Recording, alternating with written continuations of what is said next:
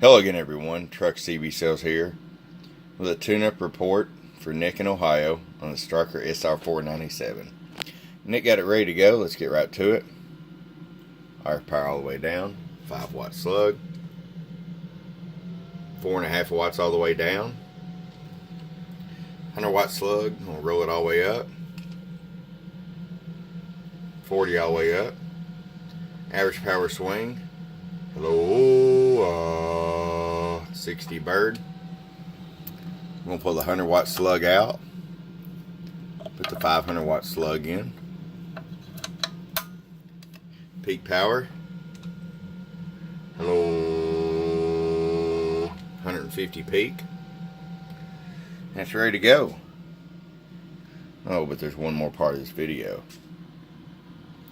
The BBI 2-pill hdhd, which I have on the shelf ready to go.